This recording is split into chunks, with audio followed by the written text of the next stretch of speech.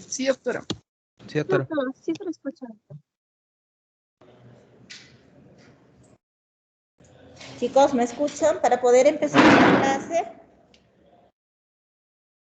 Sí, doctora. Sí, doctora. Sí, doctora. No, pues, no logramos escuchar. Sí, se escucha. Va a haber eco. Como se repite y se repite y se repite, va a haber eco. Entonces, chicos, a ver si alguien logra escucharme, ¿me puede levantar una manito? Por favor. Porque yo no los voy a lograr escuchar por ahora. Perfecto, excelente. Muy bien, chicos. Vamos a empezar entonces el día de hoy con la clase inaugural de cirugía 3. En este caso, todos los días lunes vamos a hacer otorrinolaringología. ¿Listo? El día de hoy vamos a revisar un poco el sílabus. Tenemos 3 fases, igual que en los otros cursos. En la primera fase, perdónenme los chicos de virtual, no me presenté, yo soy la doctora Adi Paredes. Acá con los chicos que están en presencial estuvimos conversando un rato. Soy especialista en otorrinolaringología y por ahora, por lo menos el día de hoy, vamos a darles la clase. Quería comentarles un poco el sílabus. Va a tener, tiene 3 fases.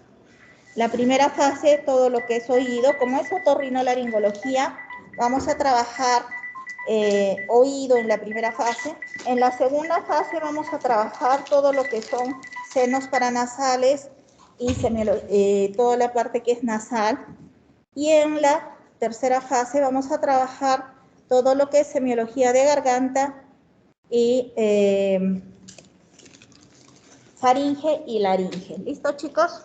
Entonces, ese es un resumen del sílabo que les he querido traer.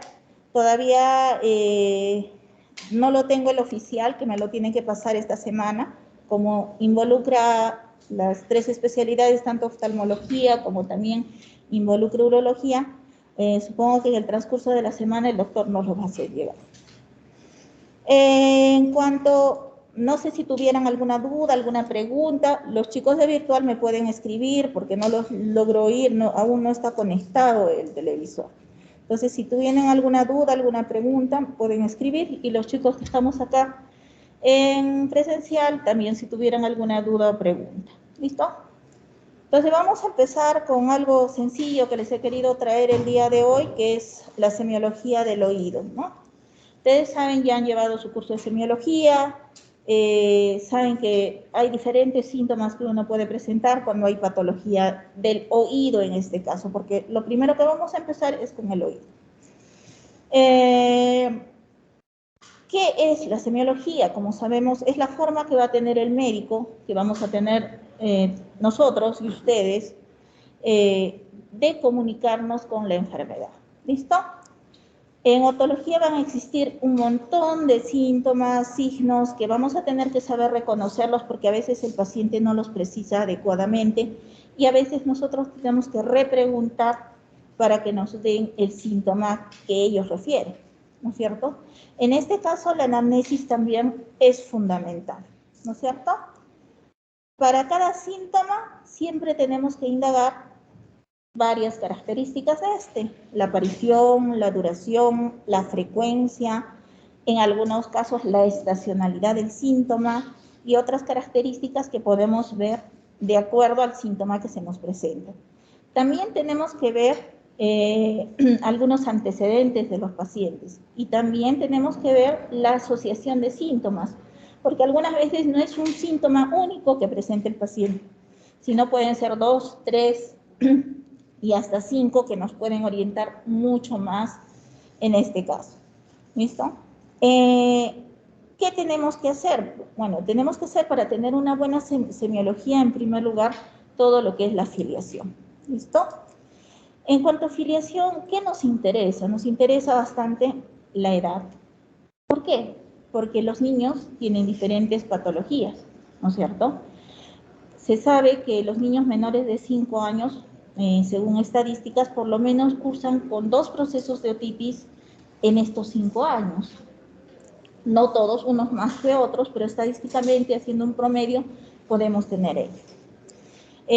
Tenemos otitis medias agudas, otitis medias secretoras. En el caso tenemos en los niños que les gusta la natación o cuando van a la playa las otitis externas. En los recién nacidos podemos tener también las hipoacusias neonatales, ¿no es cierto? Por eso es importante la edad del paciente. En los recién nacidos, debido a que ahora sobreviven más a la prematuridad, entonces ya algunas veces necesitan más del apoyo de oxígeno, es que nosotros tenemos mayor cantidad de hipoacusias neurosensoriales. El oxígeno lastima lamentablemente el nervio auditivo, si es que se da en concentraciones muy altas para estos pequeños pacientes. En los adolescentes y jóvenes sabemos que es mucho más frecuente los traumatismos, ¿no es cierto? Hematomas de oído, traumatismo de pabellón auricular, en este caso por el deporte. En los adultos pueden haber también lesiones traumáticas del tímpano, sobre todo aquellos que trabajan con explosiones, con ruidos intensos. Puede haber la autoesclerosis que siempre se da en adultos jóvenes, que gracias a Dios la autoesclerosis no es muy frecuente en nuestro medio. Es más frecuente por ejemplo, en Argentina, en Italia, que se debe mucho a la raza del paciente también. ¿Listo? La raza blanca está más propensa a la autoesclerosis. ¿Qué es la autoesclerosis? Se preguntarán ustedes. La autoesclerosis es una fijación de la platina del estribo. Normalmente la platina del estribo es móvil y esa es la que transmite el sonido hacia el oído interno. En la autoesclerosis no se sabe por qué razones esta se calcifica y se queda fija. Entonces la transmisión es cada vez menor, menor, menor, hasta que llegan a una hipoacusias bastante importantes. Entonces, eso para recalcarles. Después trataremos autoesclerosis en el capítulo que le corresponde. Por ahora solo quería mencionarles esto. En los ancianos, ustedes saben que en cuanto a oído, lo principal, y habrán notado en sus abuelos o en personas mayores que tienen en la casa, siempre es la hipoacusia. Una hipoacusia que nosotros le llamamos la presbiacusia, que ya se da por los años, ¿no es cierto? Como a los pacientes yo les explico, es como un desgaste, las células del oído interno se van muriendo y va dando una hipoacusia neurosensorial en caída en tonos agudos. ¿Listo? Eso también lo revisaremos posteriormente, no se preocupen. También tenemos que sospechar en ancianos en tumores malignos. Por todo esto es muy importante que nosotros consignemos la edad del paciente. ¿Listo? El sexo. También vamos a ver que de acuerdo al sexo vamos a tener alguna que otra patología que se presenta más en hombres que en mujeres. Por ejemplo, la autoesclerosis es más frecuente en mujeres. La hipoacusia profesional o la hipoacusia debida a trabajo o el trauma acústico profesional es más frecuente en hombres. Aunque ahora eso está variando porque ya hay muchas mujeres que trabajan también con ruido. ¿Listo? La ocupación, como decíamos, también es bastante importante. ¿Por qué? Por ejemplo, las personas que trabajan en minas, en industria textil, en los militares que realizan tiro, trabajan con armas de fuego. Todas esas cosas también son importantes porque nos van a dar sintomatología a nivel auditivo o del oído. ¿Listo? Los buzos también tienen otro tipo de sintomatología. Las personas que trabajan en aviación, pilotos, aeromosas, todos ellos, ¿no es cierto? El lugar de procedencia también es importante en este caso, porque hay lugares de patologías endémicas, ¿no es cierto? Entonces también es importante consignarlos. ¿Listo? Doctor, ¿cómo está?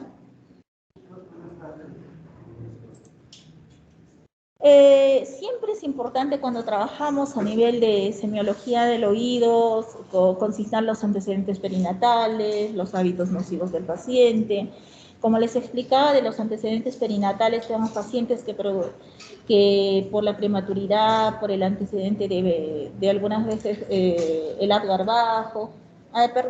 Perdón chicos, un segundito, el doctor me está llamando, perdónenme un segundito.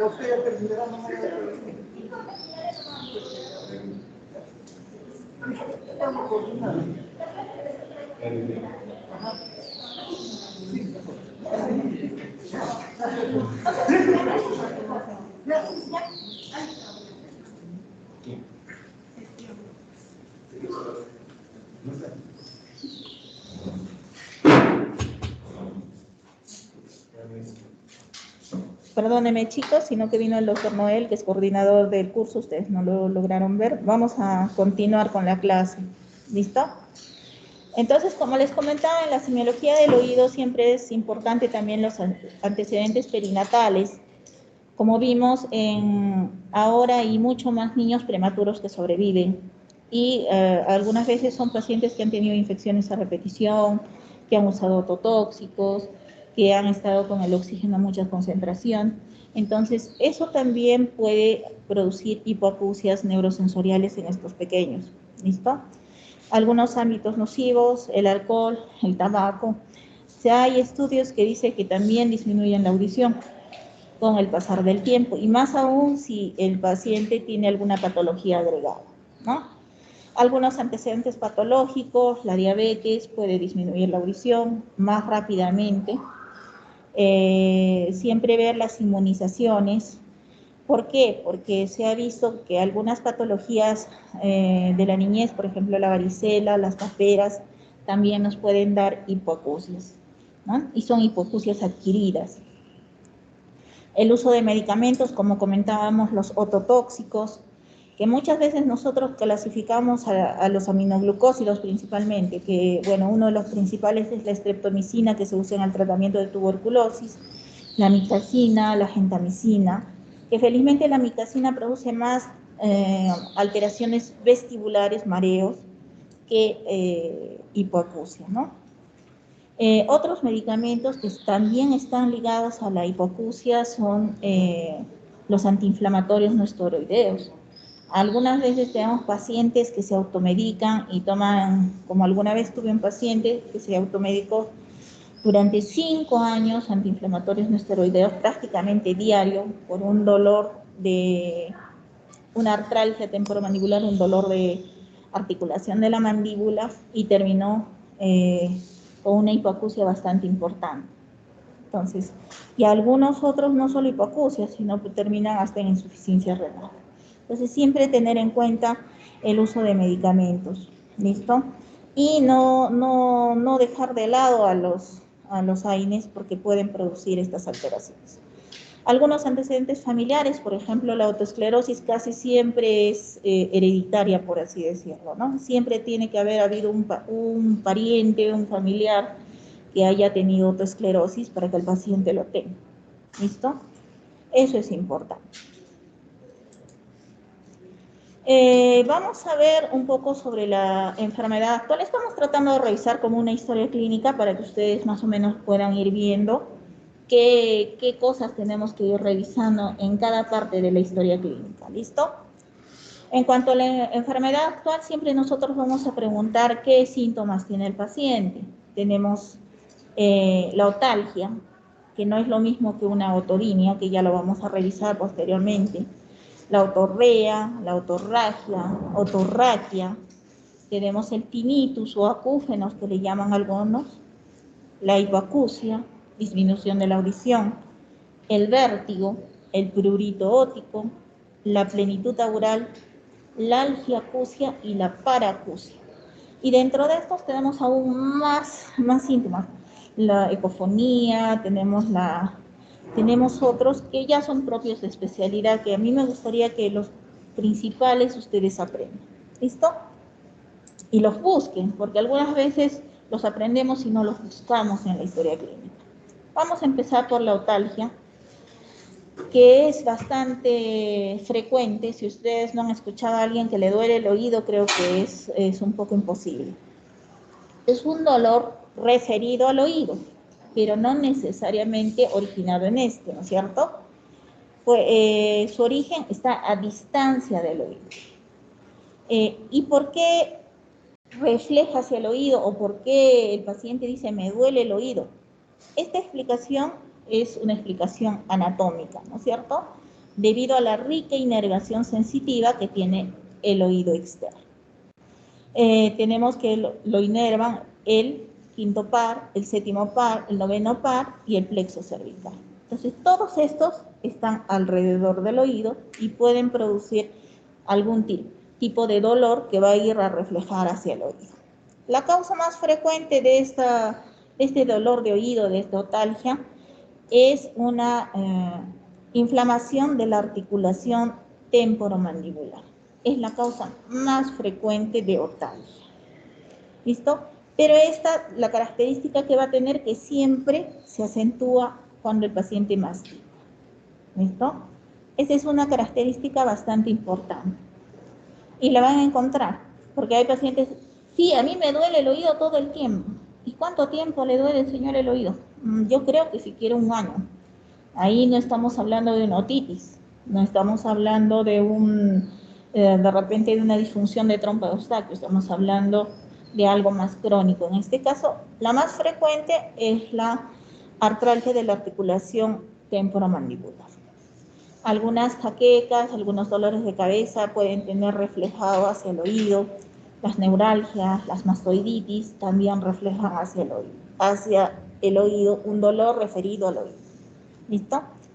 La otalgia algunas veces se puede asociar con disfagia, orinofagia. ¿Por qué?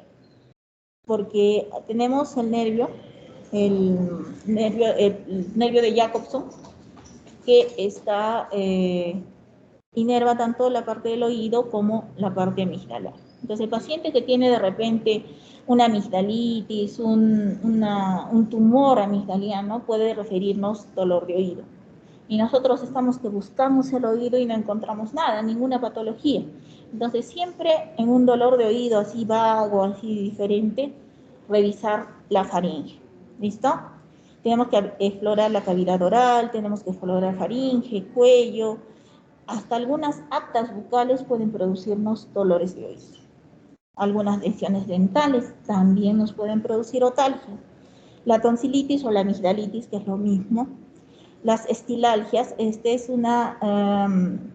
la apófisis estiloides, no sé si ustedes recuerdan de anatomía, va hacia la faringe y en algunas personas está demasiado pronunciada y puede producir dolores faringeos y algunos reflejados hacia el oído. ¿Listo?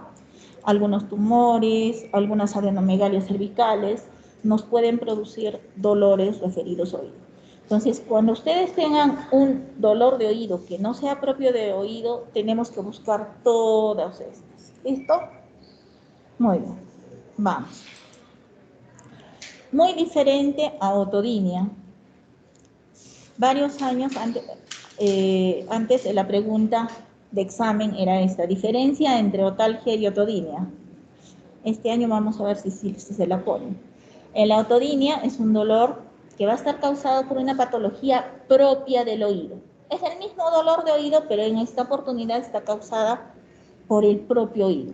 Puede estar el oído externo, que en este caso podemos tener un forúnculo, una otitis externa, hasta un tapón de cerumen nos puede producir otodinia. Algunos cuerpos extraños, micosis, también patología del oído medio, en este caso todas las otitis medias que conocemos, ¿no es cierto?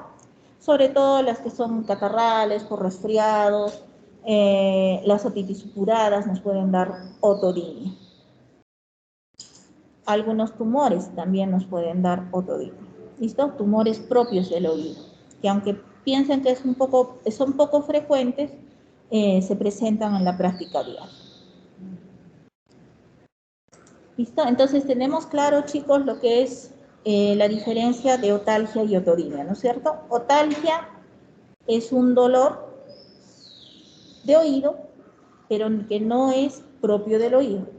Y otodinia es un dolor de oído que es de las estructuras mismas del oído. ¿Listo? Entonces vamos a continuar con lo que es otorrea.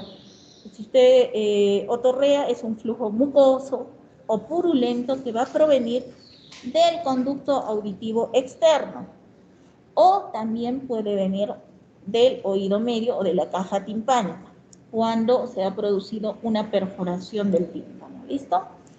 Entonces, nosotros podemos tener una otorrea que sea externa, solo del conducto auditivo, cuando hay, por ejemplo, una otitis externa. La más frecuente es la otitis del nadador. Se van a la playa, bastante humedad, hay una pequeña grieta y se infectó todo el conducto auditivo externo. Entonces nos va a dar una otorrea que no ha comprometido la membrana timpánica. Pero las que comprometen membrana timpánica y ha producido una perforación casi siempre son las otitis medias agudas, sobre todo las bacterianas. ¿Ya? Eso para descartar. Tenemos, acá es una otorrea, ustedes no van a ver de dónde es. Aquí tenemos vemos que todo el conducto está eritematoso y vemos que la secreción aparentemente está solo ahí. Y en este caso ya tenemos una perforación timpánica. Si ustedes la pueden lograr ver a este nivel, es una perforación timpánica. ¿No es cierto? Muy bien. Otra síntoma importante, la otorragia. ¿Listo? Este que más es un signo, ¿no es cierto? Es la salida de sangre por el conducto auditivo externo. Este sangrado va a proceder, puede ser del conducto, casi siempre por manipulación por heridas o cuerpos extraños. Tenemos pacientes que se manipulan demasiado el oído, que yo he visto introducirse llaves, palito de fósforo, ramas de lo que encuentren, y producen laceraciones y heridas bastante grandes a nivel del conducto auditivo externo. ¿Listo? Algunas veces he visto ocasiones que han producido perforaciones timpánicas que también nos dan otorragia. Algunas veces también la meningitis bulosa, que es una infección viral del oído, produce una especie de ampollas en el conducto auditivo externo y sobre la membrana timpánica, y al reventar estas ampollas puede dar una otorragia. ¿Listo? Siempre va a ser importante la localización del origen del sangrado, ¿no es cierto? Siempre tenemos que descartar que proceda del oído medio. Puede haber también estas otorragias, que son las más peligrosas cuando ha habido un antecedente de un traumatismo encefalocraniano, ¿no es cierto? Pueden producirse por una fractura de la base del cráneo. Principalmente el peñasco, que es el que aloja a nuestro oído. ¿Listo? Algunas pacientes nos van a referir que el único síntoma que tienen después de una caída por las gradas, de una caída del techo, va a ser la otorragia. Ahí nosotros tenemos que evaluar siempre audición.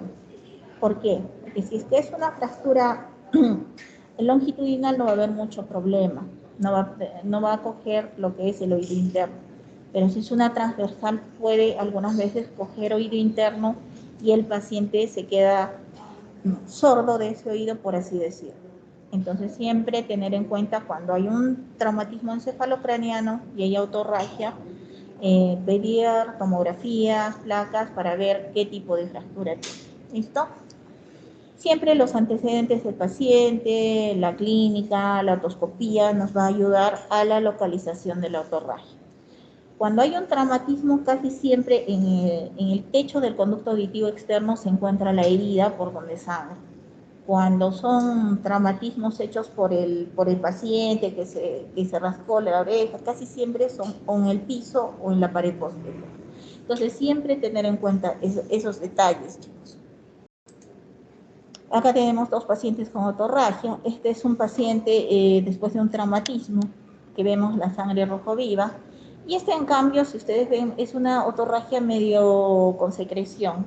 ¿Sí? No sé si se logra ver más o menos. Entonces, es una secreción. Entonces, esta probablemente sea una meningitis bulosa, ¿no? Es más, es una meningitis bulosa porque hemos sacado esa imagen de ese diagnóstico. ¿Listo? Muy diferente a una otorragia por traumatismo. Continuamos. Otro de los síntomas importantes es la otorraquia o otolicurrea, ¿cierto? Es la salida del líquido cefalorraquídeo por el conducto auditivo externo. Casi siempre es traumática, aunque en algunos casos se ha encontrado muy rara vez que sea en forma espontánea, ¿no? Se observa un líquido transparente, algunas veces cuando ha habido traumatismo puede estar mezclado con sangre y esta va a drenar a través del conducto auditivo externo. Como les decía, rara vez es aislada, de manera aislada, casi siempre está relacionado con un traumatismo craneal, con fractura de peñasco y que se ha lesionado la dura madre, ¿no es cierto? Hay uno de los signos que pueden utilizar ustedes, el signo de Gurdian, que consiste sobre una telita blanca, sobre una gasa. Ustedes pueden colocar lo que sale del oído del paciente y esta hace un halo sonrosado alrededor de la mancha de sangre. O sea, la mancha de sangre queda al centro y alrededor hace un halo. Casi siempre eso es un signo de que esto es líquido cefalorraquídeo. También podemos hacer maniobras de Valsalva cuando nosotros hacemos pujar al paciente o hacemos toser al paciente, entonces la cantidad de líquido aumenta, ¿no es cierto? Entonces, o podemos observar si estamos con un endoscopio o con un otoscopio bajo el microscopio, podemos ver cómo y por dónde sale el líquido cefalorraquídeo. Aquí tenemos una salida de líquido cefalorraquídeo a través del oído. En ambos casos son traumatismos encefalocraneanos, ¿no es cierto? Bueno, eso es en cuanto a la parte de todo lo que son del oído. Ahora vamos a irnos un poquito más hacia el oído interno, ¿no? En el caso del oído interno, uno de los síntomas fundamentales que nos refiere el paciente es el tinnitus, o en algunas veces llamado acúfeno, ¿no es cierto? ¿Qué es un tinnitus? Viene a ser la percepción de un sonido que no va a estar originado por algún sonido o alguna vibración del mundo exterior, o sea, del espacio que nos rodea, ¿no es cierto? En más o menos la gran cantidad, el 99%, no son audibles para otras personas, solo lo escucha el paciente y nadie más, ¿no es cierto? Algunas patologías muy contadas, muy precisas, el examinador puede oírlas. ¿Cómo lo va a referir el paciente? El paciente va a referir una percepción sonora, un fenómeno psicosensorial que va a darse en el córtex auditivo y va a relacionar al paciente como un ruido molesto que tiene en el oído. ¿Listo? Algunas veces los pacientes dicen, ese ruido, doctora, no me deja escuchar. Muchas veces no es así, sino la disminución de audición hace que ese ruido aparezca. Entonces, son varias patologías que nos pueden producir este tinnitus o acúfenos. Se llega a decir que más o menos son 150 patologías que nos podrían producir algún tipo de tinnitus o acúfenos. ¿Listo? Desde la más frecuente, que va a ser por los años, por disminución de audición, hasta la más infrecuente, que puede ser un glomus yugularis, una tumoración a nivel de carótida o yugular, que produce la transmisión de los latidos hacia el oído. Esas casi siempre son audibles para el médico examinador. El paciente al principio siempre va a empezar a buscar dónde es el origen del sonido. Piensa que está un motor encendido, piensa que ahí la tetera la dejaron enchufada o dejaron el televisor prendido, alguna cosa. Siempre va a buscar, pero al convencerse de que no hay nada del exterior que le produzca el sonido, es cuando acude al médico, y sobre todo cuando es permanente. Se ha hecho un estudio que más o menos el 50% de los pacientes mayores de 50 años tienen algún tipo de acúfeno o tinnitus, pero a la gran mayoría no le molesta. Aparece un rato y desaparece. No le molesta, pero tenemos pacientes a los que no los deja dormir, no los deja vivir, hemos tenido pacientes que hasta se suicidan solo por tener ese ruido en el oído. Entonces, hay que darle importancia a este ruido, porque muchas veces, sobre todo los otorrinolaringólogos mayores, antes le decían, no, bueno, esa es parte de la edad, tiene que aprender a convivir con su ruido, y ahí acabó el problema. Y el paciente se desespera. Entonces, siempre conversar con el paciente, porque casi siempre estos pacientes tienen también un complejo ansioso depresivo, de repente mandarlo a otro especialista. Siempre hay que darle importancia al tinnitus, al acúfeno que nos refiere el paciente. ¿Listo? Tenemos varios tipos de tinnitus, como les decía, el tinnitus pulsátil, que es algunas veces nosotros como examinadores lo podemos oír. ¿Por qué? Porque van a ser por anomalías vasculares, tumor de glomus, como les decía, estenosis carotidia, malformaciones arteriovenosas a nivel yugular o carotidio, aneurismas de la porción intratemporal de la carótida interna, el bulbo yugular prominente, algunas veces hipertensión intracraneal benigna, que algunas veces solo es diagnosticado por esto. Entonces, tener en cuenta que si el paciente nos refiere un ruido pulsátil, tener en cuenta estas patologías. Otras causas, enfermedad de Payet, alteraciones de las válvulas cardíacas, gasto cardíaco elevado, por ejemplo, hipertiroidismo, anemia, síndrome febril, la esclerosis múltiple, la malformación de Arnold-Chiari, entre otros, ¿cierto? Y tenemos un tinnitus que no va a ser pulsátil, que ese es el más frecuente. Tenemos uno que es objetivo y uno que es subjetivo. El objetivo también lo puede escuchar el examinador. Algunos tumores de base de cráneo, de hueso temporal, trompa de Eustaquio abierta o trompa patulosa, que cuando se cierra y entreabre, puede producir como un chasquido a ese nivel, ¿no? El mioclonus del paladar, espasmos idiopáticos del músculo del estapedio.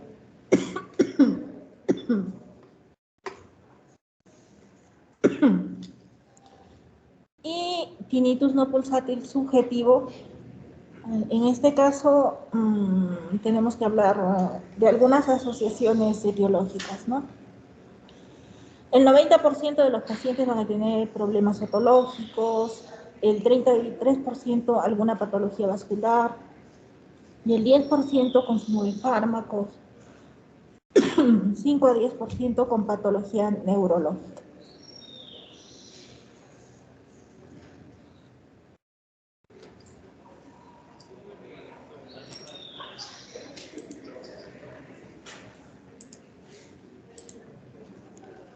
Entonces, en tinnitus siempre ver las características de este tinnitus, ¿no es cierto? ¿Es pulsátil? ¿No es pulsátil? ¿Es un ruido perenne? ¿El paciente lo siente todo el día? ¿El paciente lo siente por momentos? ¿El paciente solo lo siente en las noches? Entonces tenemos que describir las características de este tinnitus o acúfeno. Otro síntoma importante del oído interno también es la hipoacusia. Bueno, esta hipoacusia puede englobar al oído externo, al oído medio y al oído interno, ¿no es cierto? La hipoacusia, ¿qué es? Como una definición, es la disminución del nivel de la audición por debajo de lo normal. Es un motivo muy frecuente de consulta y sobre todo en la persona mayor de 65 años, que más o menos el 25% de los pacientes de 65 años consulta por esta molestia.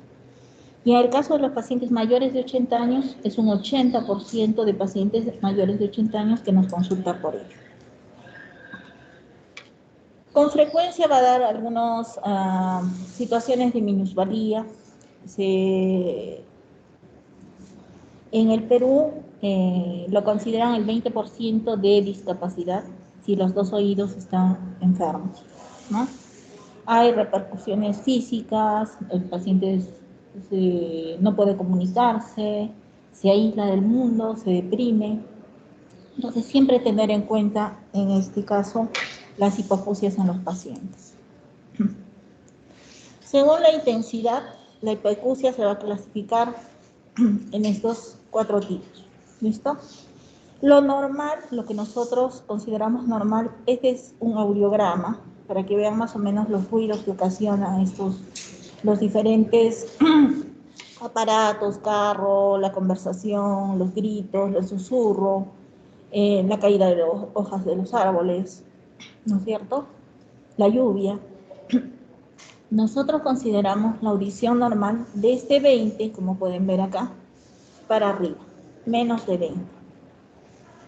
Consideramos una pérdida leve de la audición cuando es de 20 a 40, una pérdida moderada cuando la curva de la audición está entre 40 y 70, una pérdida severa cuando es de 70 a 90, y una pérdida profunda, que aquí ya no escucha nada, que es mayor de 90.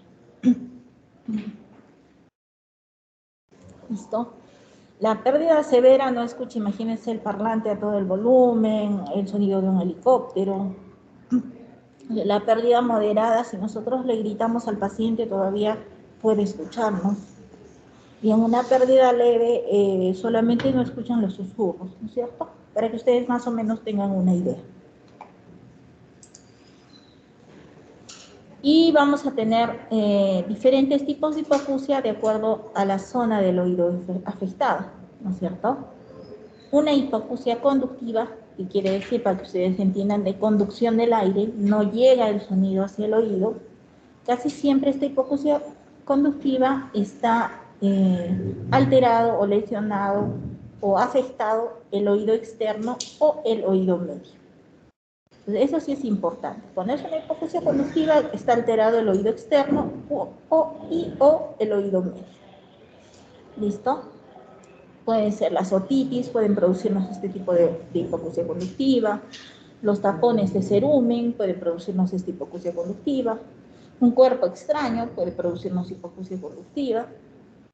Una perforación timpánica puede producirnos hipoacusia conductiva. Para que ustedes más o menos tengan en cuenta eso. La hipoacusia de percepción o la hipoacusia neurosensorial es una alteración ya del oído interno. Puede haber una lesión o una falta de desarrollo de algunas de las estructuras del oído interno, ¿no es cierto? También puede alterarse el nervio auditivo, sobre todo en algunos tumores. El tumor más frecuente a este nivel es el neurinoma de la acústica. ¿Listo? Y también vamos a tener una hipoacusia mixta, donde tanto el componente del oído interno está alterado y el oído medio o el oído externo. ¿Listo? Son hipoacusias intermedias, son de percepción y de conducción o de transmisión por lo que están afectadas tanto el oído medio como el oído interno, ¿no es cierto? Por ejemplo, esto puede ser un colesteatoma, que puede alterar algunas veces el oído interno y también el oído medio. ¿Listo? Otro síntoma importante es el vértigo. Esta es una de las patologías que a la mayoría de otorrinos no les gusta. ¿Por qué? Porque el vértigo, al igual que el tinnitus o el acúfeno, tiene más de 150 causas. ¿Listo? Entonces tenemos que empezar a diferenciar desde si realmente es un vértigo, es un mareo, un desvanecimiento, una sensación de vaído. Entonces tenemos que preguntarle al paciente, ¿qué es vértigo en realidad? Vértigo va a ser una sensación subjetiva de desplazamiento, ya sea lineal o angular. Puede ser del paciente en cuanto al entorno, o puede ser del entorno hacia el paciente, porque hay pacientes que me dicen que todo se les da vueltas, o hay pacientes que dicen que yo soy el que gira alrededor de todo. Entonces, hay un vértigo subjetivo y un vértigo objetivo. Eso vamos a tratarlo un poquito mejor, detallarlo mejor cuando hagamos patología del oído interno. Entonces, el vértigo va a ser, dice, una referencia a una sensación de movimiento casi siempre de carácter giratorio. Es el vértigo típico. El paciente dice, las cosas me giran. O el paciente dice, yo giro alrededor y las cosas giran a mi alrededor. ¿Listo?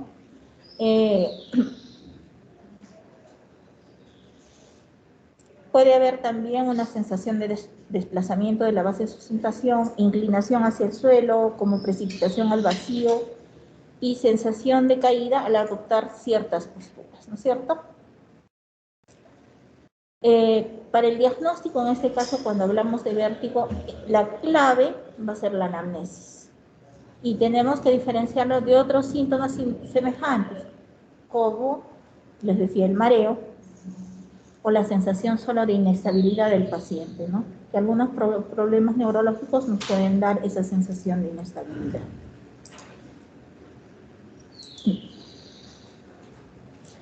Tenemos que diferenciarla del mareo, como les decía. El mareo va a ser una sensación de alteración de la orientación especial. Se describe como una sensación de cabeza vacía, de tener un malestar, o una sensación de debilidad, puede ser en las piernas, en los brazos. Esto casi siempre va a hablarnos más de una patología cardiovascular o neurológica. ¿Listo? También tenemos que diferenciarlo de la inestabilidad.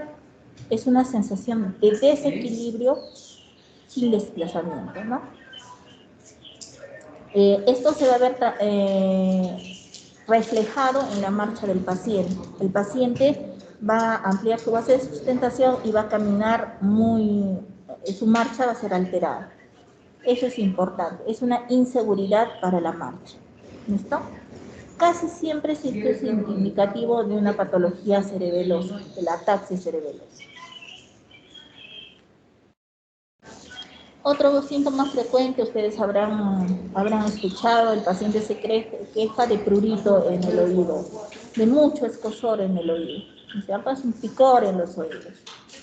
Entre las más frecuentes patologías encontradas cuando el paciente refiere a un escozor, un picor en el oído, va a ser el eczema de conducto auditivo externo, la otomicosis, que son las causas más frecuentes de prurito en el oído. Es bastante frecuente en portadores de audífonos, en algunos pacientes que sufren de otorreas crónicas. La intensidad puede ser marcada. En algunos casos yo he tenido pacientes que se han terminado lesionando el conducto, por tanto, rascar el conducto auditivo externo, ¿no? Puede extenderse a otras zonas cuando haya patología agregada. Por ejemplo, puede estar en pabellón auricular. ¿Cómo está? ¿Tiene algún problema con la videoconferencia? Perdón, chicos, un segundito. Sí, el problema, uno, es que tengo bastantes alumnos aquí y no los puedo visualizar, ¿no? Ya. Entonces, la clase sería un poquito más dinámica si es que yo podría estar conversando un poco más con ellos. Pero ¿por qué no le han habilitado esa cámara? Perdón. ¿Por qué Porque no deben está, habilitar esa cámara? no está, me he dicho, no está enchufado, no está conectado. No te voy a conectar. No está conectado. Por eso la cámara estaba sin pulso. Deme 30 segundos y le conecto la cámara. Perdónenme chicos, los voy a silenciar un rato mientras conectan acá, para poderlos ver también.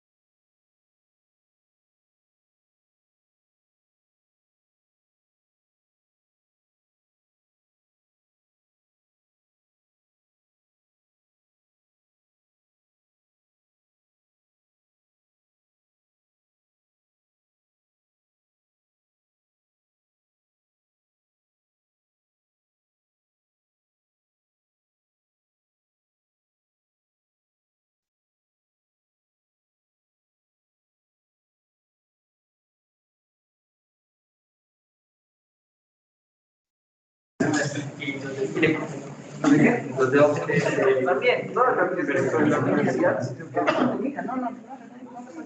Chicos, ¿me escuchan?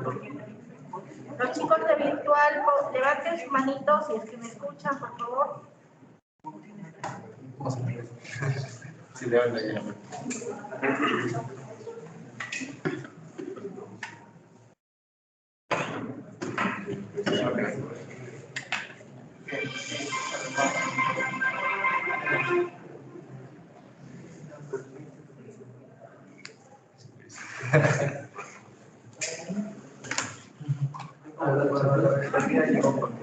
No, pero ven acá. ¿Qué? El picho. El pichowski.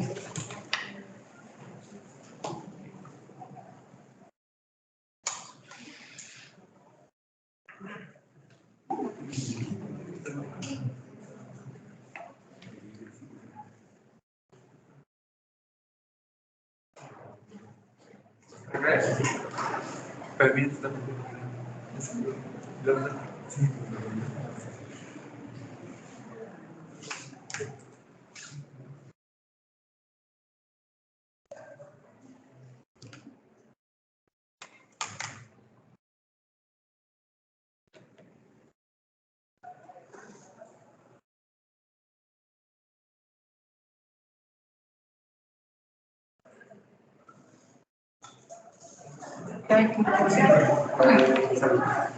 Sí, dale.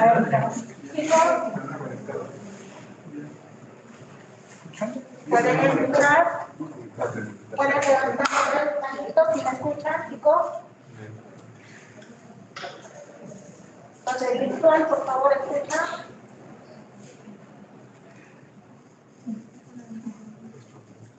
Pero que lo escuches está bien.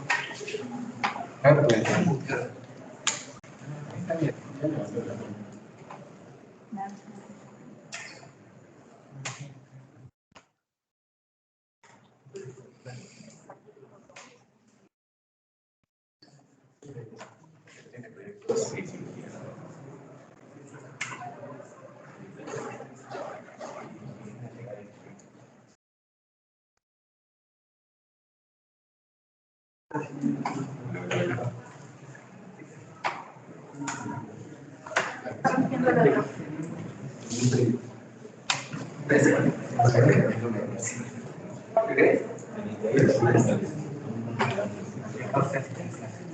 Quiero que respondan si los alumnos están escuchando para que...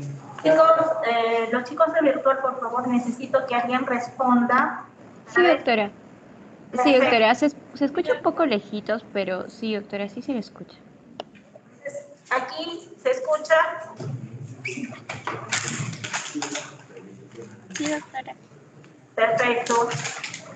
Vamos a continuar entonces la clase. Vamos a trabajar acá. ¿Y aquí me escuchan mejor? Igual, ¿no escuchan? Doctora, se escucha un poco lejitos. Se escuchaba mucho mejor antes, creo que con el micrófono. No sé si hay la posibilidad. Ya se fue. Ya se fue. No se preocupen. Acá voy a ver. Quítame la cámara.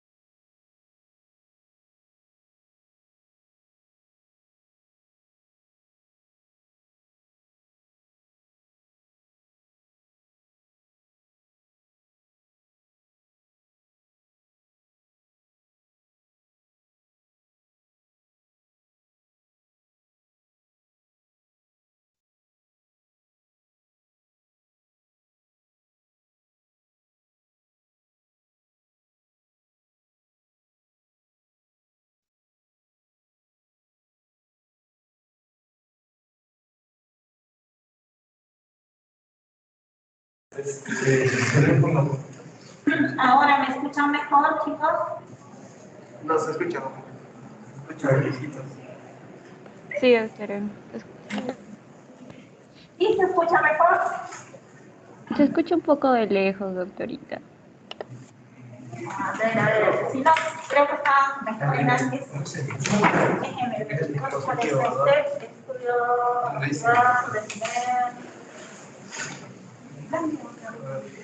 Eso es lo que quiero, cambiar de micrófono.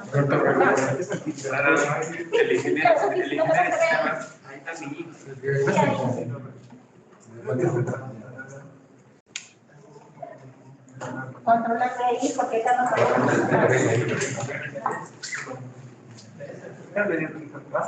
Salta. Cambiarlo.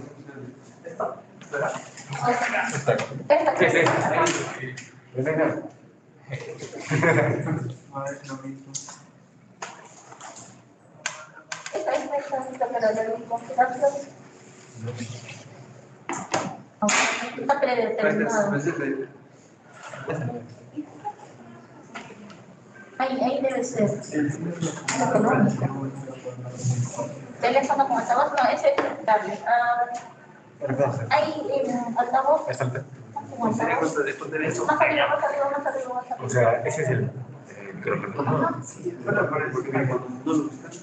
Que dice quitar Epson, ponle, este es Epson, ¿no? Hola, hola. Ahora. Se escucha bien. No, este es el cañón. ¿Este? Estos son los micrófonos. Este, bueno.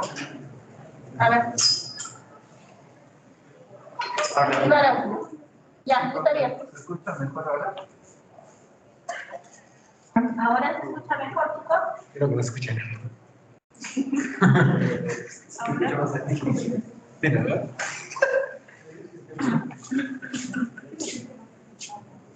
El micrófono es esto. Se escucha mejor. Doctora, se escuchaba mucho mejor antes de prender la cámara. Ahora se sigue escuchando de muy lejos. Apague la cámara. Eso es lo que vamos a hacer, ¿ya?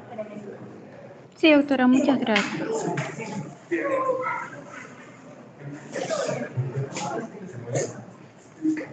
Ahora me escucha mejor. Sigue igual, Ahora escucha mejor. doctora. La cámara es la que está captando el sonido. Sí. El micrófono es este. El circulito. O sea, si se pone la casa, yo creo que sí. Sí, podría ser, ¿no? A ver. Ve qué pasa.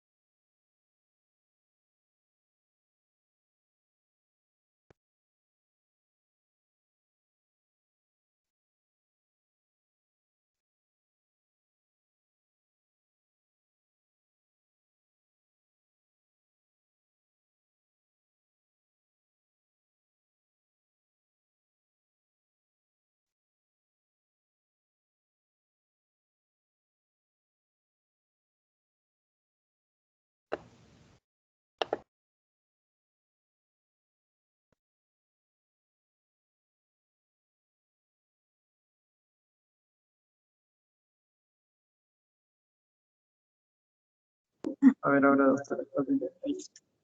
Chicos, ¿me escuchan ahora mejor? No, porque se va. Sí, doctora. Sí, mucho mejor. Eso sí.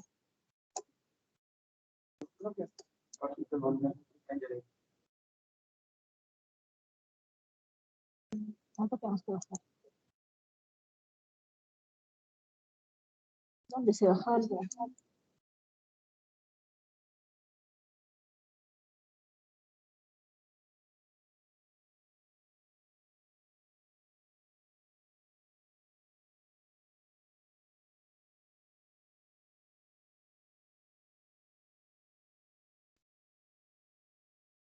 Chicos, ¿ahora me escuchan? Sí, doctora. Mucho ¿Está mejor. mejor? Sí, doctora. Ya.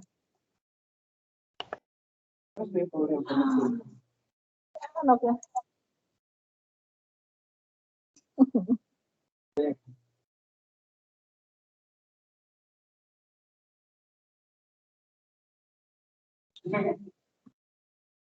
Muy bien, chicos. Estábamos hablando sobre prurito óptico. Como les decía, algunas veces los pacientes es tan intenso el prurito que puede producir lesiones a nivel del conducto auditivo externo, ¿no es cierto? Algunas veces puede extenderse al pabellón auricular, a zonas alrededor del pabellón auricular. Puede evolucionar a una liquenificación, Doctora, puede disculpe. engrosarse la Doctora, piel del conducto auditivo externo. doctora, disculpe, no se ven las diapositivas. Espérenme, chicos.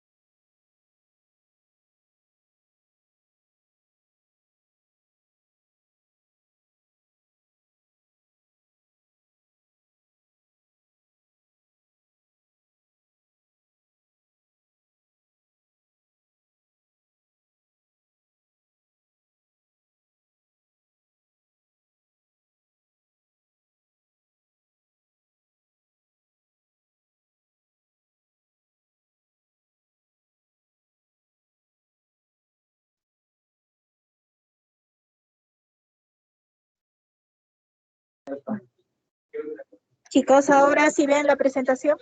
Sí, doctora. Vamos a tener que hacer con eco, pero no hay problema. ¿Ya?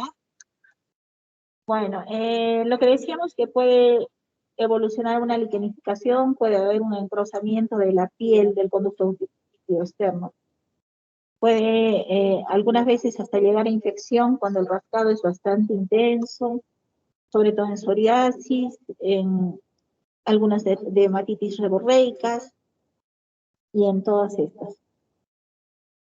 Acá podemos ver una extensión, por ejemplo, esta es una psoriasis, miren ustedes cómo ha tomado todo el pabellón auricular y además partes de la piel aledaña, ¿no es cierto?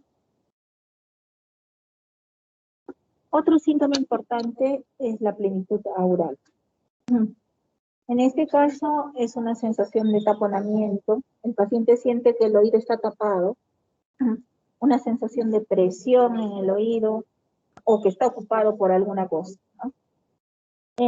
Puede desencadenarse por una obstrucción del conducto auditivo externo, puede ser un tapón de cerumen, algún cuerpo extraño, puede deberse también a aumento de la presión en el oído medio en el caso de la obstrucción de trompa de Eustaquio.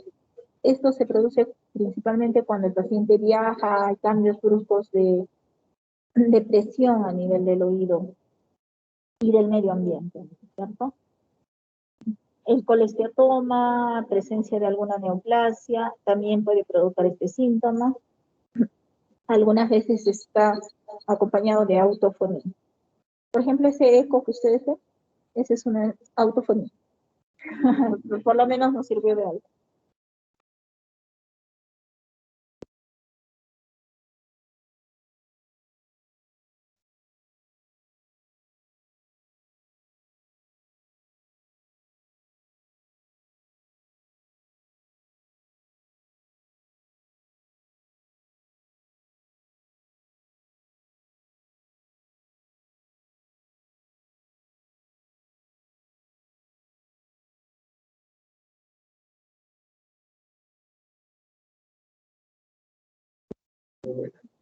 ¿Están escuchando, chicos? Los de virtual, por favor. Ahora Sí, sí, doctora. doctor. ¿Sí? ¿Sí me escuchan? Perfecto, entonces vamos a continuar. Entonces, como conversamos de la plenitud aural, hacen una sensación de taponamiento, ¿no es cierto? Que algo ocupa nuestro oído o una presión en el oído. Algunos tapones de cerumen, cuerpos extraños, alteraciones de la trompa de Eustaquio, pueden producir estos síntomas. El Menier, la enfermedad Menier y el síndrome de Menier también puede presentar este síntoma.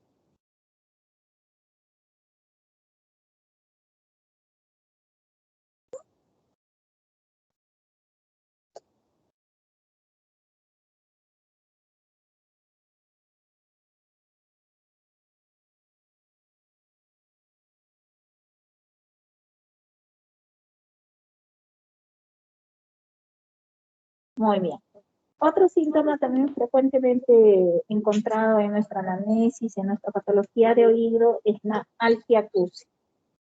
Algiacusia es la sensación molesta o incluso dolor cuando el paciente se expone a un sonido intenso, ¿cierto? Hay un sonido intenso y el paciente va a sentir dolor en el oído o una molestia bastante importante. Es un signo clínico también de reclutamiento. Esto nos indica una alteración a nivel de las células ciliadas externas. Entonces quiere decir que el oído interno se está deteriorando. ¿Listo? Tenemos otro síntoma, la paracusia, que también es frecuente. Va a ser una alteración de la percepción de la palabra en diversas situaciones respecto a un normoyente, ¿no es cierto? Hay personas que, por ejemplo, con la bulla escuchan mejor las palabras. Tú conversas con ellos y escuchan mejor. Sin embargo, lo que normalmente se produce es que cuanta más bulla haya, sea más difícil la comunicación, ¿no es cierto? Esa es una paracusia, que se presenta sobre todo en otoesclerosis. Tenemos que saber también que no solamente es la anamnesis, es la semiología, ¿no es cierto? No solo es la afiliación, los síntomas, la enfermedad actual, tenemos que hacer un examen físico, en este caso del oído. ¿Ya? Tenemos que hacer una inspección, primero a simple vista, segundo lugar con el otoscopio.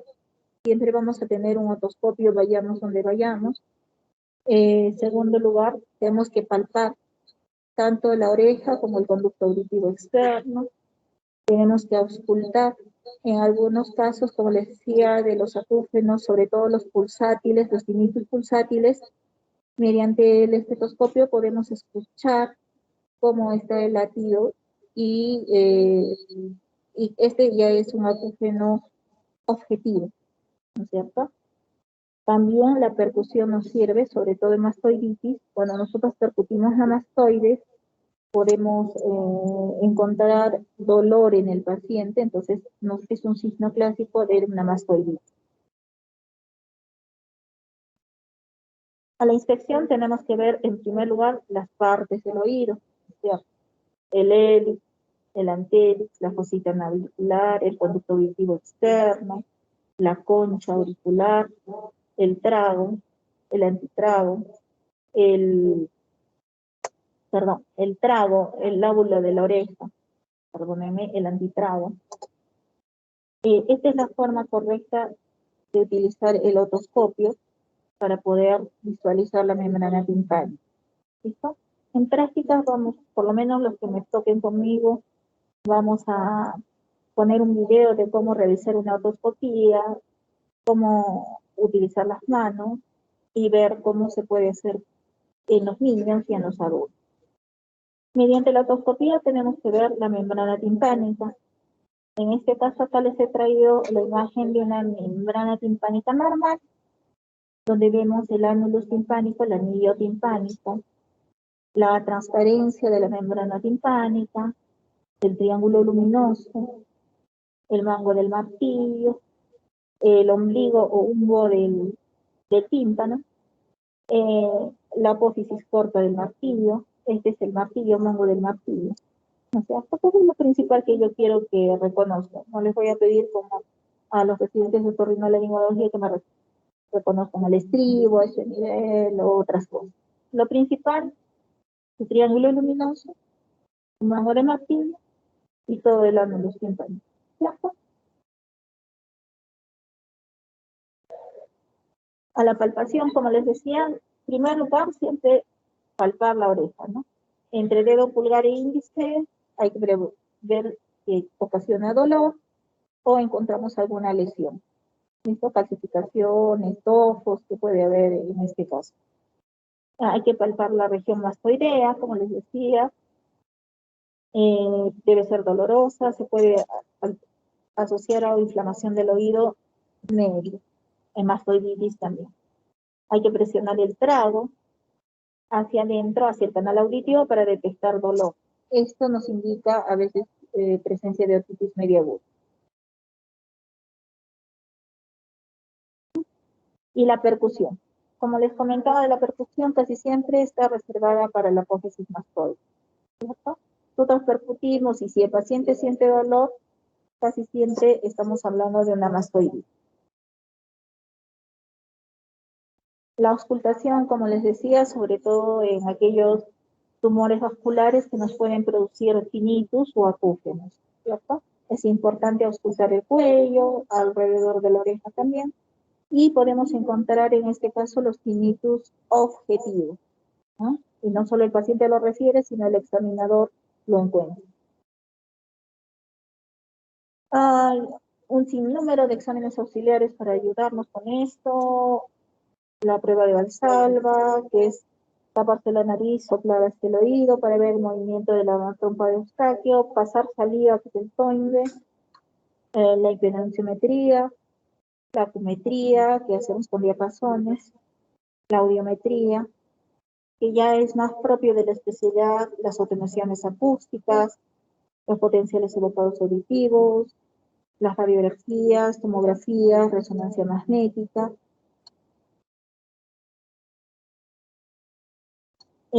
¿Qué hacemos con las maniobras de Valsalva y con Toynbee? Evaluamos la función tubárica, ¿no? Como les decía, maniobra valsalva consiste en soplar por la nariz, ocluyendo fosas nasales y boca, y esto va a producir un abombamiento del tímpano que podemos verlo con la otoscopía. Maniobra de Toine, hacemos que el paciente degluta con la boca cerrada y las fosas nasales ocluyen. En esto presenciamos la retracción del tímpano. ¿Sí? Uno hace el abombamiento y el otro la retracción. Con eso sabemos que la membrana timpánica está móvil y funcional. La impedanciometría es un examen que lo hacemos con un aparatito, se coloca un como un audífono dentro del conducto auditivo externo y la máquina le da diferentes presiones y nos da estas diversas curvas, ¿no es cierto? La curva tipo A es la normal, ¿listo? La que está en verde acá. Entonces, esta es una curva AD cuando el tímpano está muy flácido y esta es una curva A cuando no hay buen funcionamiento de la trompa ventral. Tenemos la curva D, perforación de membrana timpánica, alteraciones también a nivel del oído medio que nos pueden dar una curva tipo C. Pero lo importante que ustedes quiero que conozcan es que lo normal de una impedanciometría es una curva tipo A.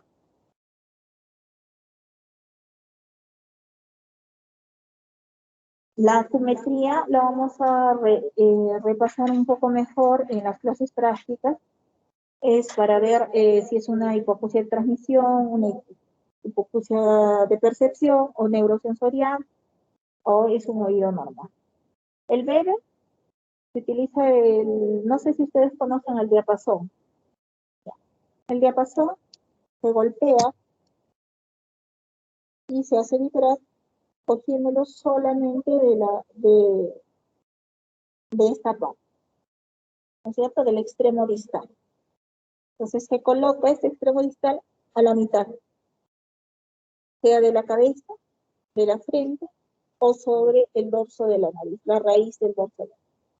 Lo normal es que se escuche a ambos lados o se escuche al centro, la vibración que produce el diapasón. ¿Listo? Si si escucha más para un lado, hay una alteración. Que esto se puede corroborar con el siguiente examen. Si escuchamos más por este lado, puede ser una hipoacusia conductiva del oído no examinado y puede ser o del oído que no escucha, perdón, o una hipoacusia neurosensorial, pero del otro oído. ¿No? Esto lo vamos a practicar un poco más en práctica. Y tengo la oportunidad a los que estén asistiendo, para la próxima les tengo un diapasón para que puedan ustedes más o menos ayudar con esto. ¿No? Al ring es una comparación de la vía ósea que hacemos sobre la apófisis mastoides y de la vía aérea. Normalmente este es menor y este es mayor. Empezamos acá y si el paciente continúa escuchando, es una RINE positivo o un ring normal. Cuando de aquí no es de la vía aérea no escucha, pasamos aquí atrás, no escucha, es un ring negativo. Es una hipoacusia de transmisión. ¿Listo? Eso se aprende mucho más fácilmente refiriéndolo, no, haciéndolo atrás.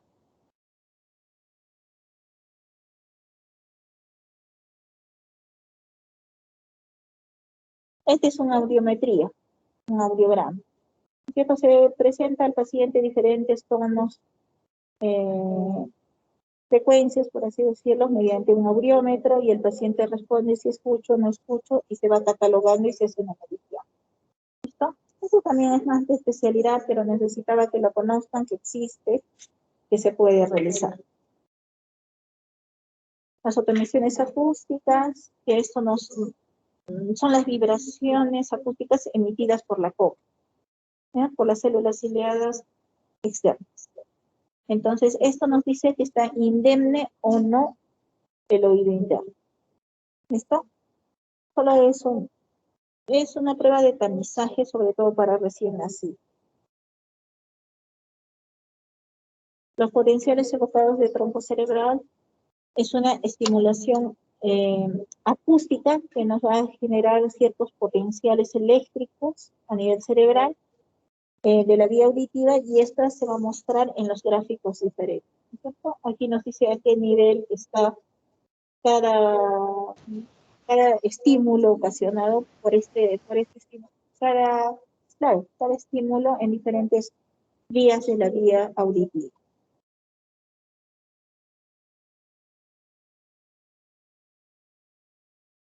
Aquí, por ejemplo, en esta imagen te dicen que la onda 1 está a nivel del órgano de Corti, la onda 2 a nivel del núcleo coclear ventral, la onda 4, por ejemplo, a nivel de complejo olivar superior, la onda 5 es pontomedular, pero más o menos para que ustedes tengan una idea. No necesito que ustedes me aprendan a qué nivel está cada onda, pero sí que existen potenciales que nos pueden ayudar en el diagnóstico de hipoacusia.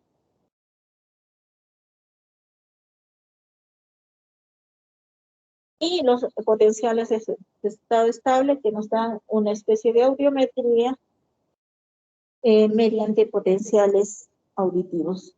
En los niños que no colaboran, sobre todo para ver para ver si escuchan o no escuchan, podemos realizar este tipo de examen. La radiografía, que ahora es menos utilizada, pero para que ustedes conozcan que existe, la radiografía de oído se llama la radiografía lateral de Schuller, donde podemos apreciar el conducto auditivo externo, todas las células mastoideas alrededor. Podemos encontrar el pabellón auricular aquí, que pueden ustedes ver la sombra, por así decirlo. El seno sigmoideo, este nivel. Las células mastoidales en sus diferentes partes, por así decirlo, las células marginales, las células sinusales. Podemos ver también la articulación temporomandibular a este nivel. ¿Listo? Solo para que ustedes tengan conocimiento, porque ahora usamos más la tomografía computarizada. A nivel del oído puede ser tan precisa la tomografía que puede detallarnos los huesecillos, el martillo, el tensor del tímpano, el estribo que se ve a este nivel, el yunque. ¿Listo? En diferentes cortes que pueden ustedes ver. Entonces, nos sirve mucho más para evaluar el oído una tomografía. En el caso del oído interno, podemos ver la cóclea, podemos ver en este caso el séptimo par,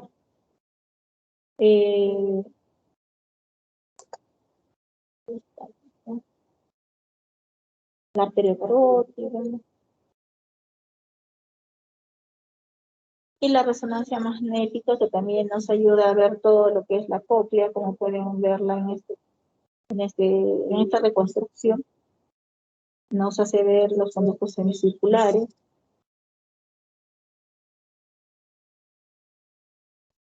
Y bueno, eso es lo que les he querido traer en un resumen. Lamentablemente nos falló la máquina, el video, el televisor, que trataron de arreglarlo y creo que nos empeoraron las cosas. Pero espero que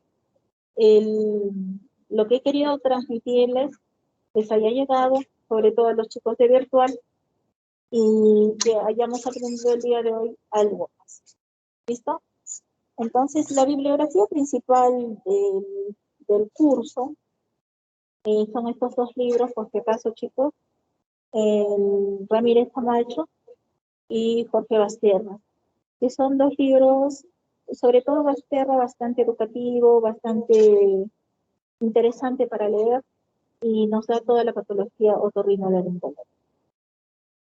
No sé si tuvieran alguna duda, pregunta, o que quieran que les ampliemos un poco más el tema. Tenemos unos cuantos minutos.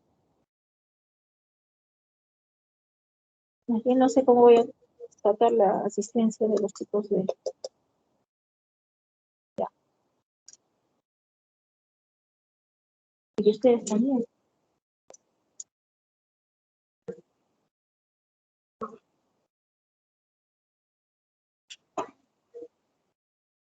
Los chicos de virtual, si tuvieran alguna pregunta, dudas.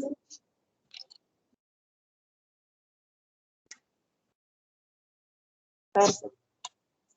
Bueno, entonces por el día de hoy vamos a dar por concluida la clase teórica y esperemos que en las próximas sesiones, si es que estamos por acá, tengamos menos dificultades que ahora.